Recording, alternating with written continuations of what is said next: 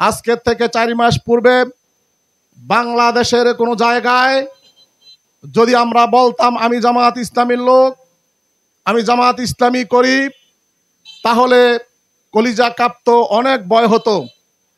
আল্লাহ রাব্বুল আলামিন সেই ভয় থেকে আমাদেরকে দূর করে যারা আমাদেরকে ভয় দেখাতো তাদেরকে আজকে বিনা ভয়ে বাংলাদেশ থেকে তাড়িয়ে দিয়ে দাদার দেশ ভারতে আশ্রয় নেওয়ার সুযোগ করে দিয়েছেন। সাশ্রয়ীভাবে কাপড়ের উজ্জ্বলতার হিসাব মেলাতে এখন থেকে আপনাদের ব্যবহার করা উচিত অ্যান্টিব্যাকটেরিয়াল ফর্মুলাযুক্ত best wash synthetic detergent powder. মানে বাংলাদেশ জামাত ইসলামীর লক্ষ্য উদ্দেশ্য হচ্ছে বাংলাদেশে নিয়মতান্ত্রিক এবং গণতান্ত্রিক পদ্ধতিতে ন্যায় ও ইনসাফ ভিত্তিক সুন্দর একটি রাষ্ট্র প্রতিষ্ঠা করে আল্লাহ তাআলা সন্তুষ্টি চায়। আপনারা কি এই স্লোগানের সাথে একমত? যদি একমত হন, বাংলাদেশ জামাত ইসলামী বাংলাদেশের ন্যায় ও ইনসাফ ভিত্তিক একটি সমাজ প্রতিষ্ঠা করতে চায়, যেই সমাজের মধ্যে কোনো বৈষম্য থাকবে না, ধনী গরিব, এতিম বিধবা, বড়লোক সুন্দর খাটো মানুষের কোনো ভেদাভেদ থাকবে না। যার যার স্থানে সে সঠিক মর্যাদা নিয়ে সমাজ এবং রাষ্ট্রে বসবাস করতে পারবেন।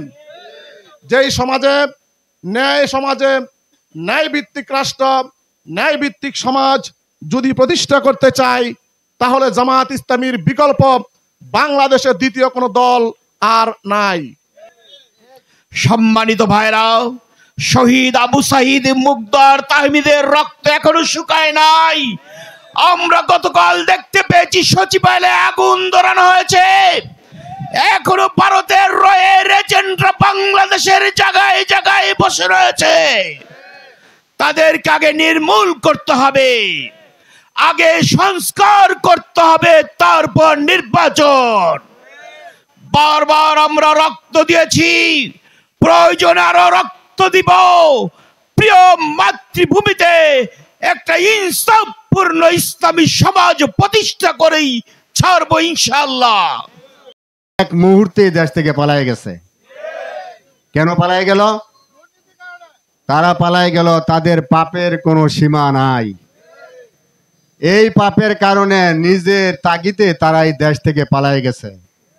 এবং যাদেরকে বলা হয়েছিল স্বাধীনতার বিপক্ষের লোক, যাদেরকে বলা হয়েছিল রাজাকার, এবং যাদেরকে বলা হয়েছিল মুক্তিযুদ্ধের চেতনার বিরোধী, আজকে তারা সবই দেশে আছেন, তাই না?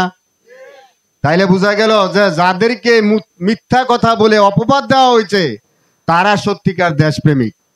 দেশপ্রেমিকরাই দেশে থাকে, তাই না?